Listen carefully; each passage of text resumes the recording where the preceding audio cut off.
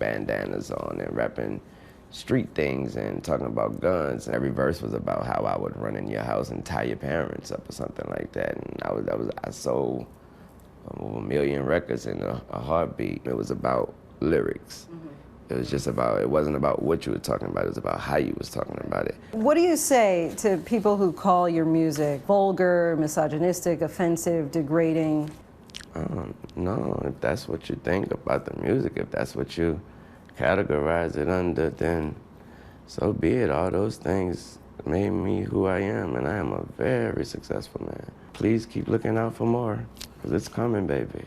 So your daughter, would you have any problem with her being called a or a hoe? Yeah, if they calling her a hoe, I have a huge problem with that. Yeah, but I've never called a certain female that I name out, unless I got a real big problem with her. Yeah. To say this father of four is controversial is an understatement.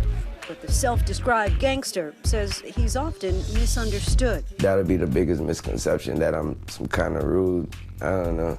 And when they meet me, they're like, oh, you're so humble or whatever. But I'm from the South. I have to be respectful and everything like that because I have someone to answer to, and that's my mom. But Wayne doesn't really care what we think about him. He's unapologetic in just about every aspect of his life. What's your relationship with weed? Every day? There's God, there's my family, there's my kids, there's music and weed. In that order? Yeah. Our journey with Weezy started back in 2013 at his own private skate park he constructed in Miami. How do you, a self-described gangster, end up being such a prolific skateboarder?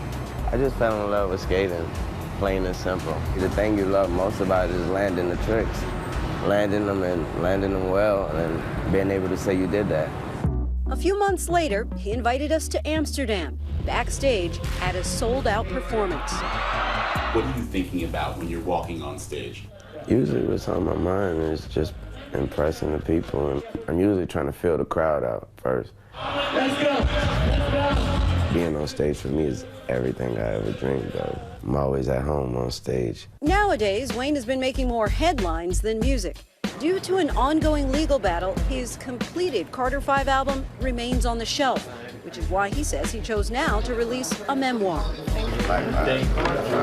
Gone Till November is a diary that chronicles the 8 months he spent at Rikers Island for an illegal weapon possession. When you look back at prison, has it been life-changing? I learned a lot about people. You're all on the same level. You're all going through the same thing. Everybody wants to go home.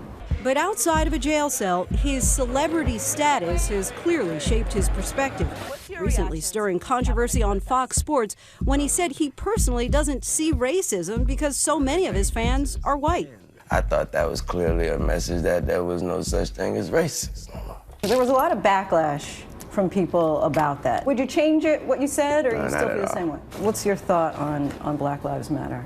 What is it? What do you mean? The idea was that there's this movement called Black Lives Matter, thinking that the rest of America didn't seem to understand that Black Lives Matter. It just sounds weird. I didn't know that you put a name on. It's not a name, it's not whatever. It's somebody got shot by police and for a up reason. I am a young, black, rich. If that don't let you know that America understands Black matter these days, I don't know what it is. Don't come at me with that dumb man. My life matter, especially to my. Do you separate yourself from it? I don't feel connected to a damn thing that ain't got nothing to do with me. If you do, you crazy as you. Connected to this flag right. Because I'm connected. I'm a gangbanger, man. I'm connected. He ended our interview angrily. Politician. Lil Wayne is in the business of making music, not apologies. For Nightline, I'm Lindsay Davis in New York.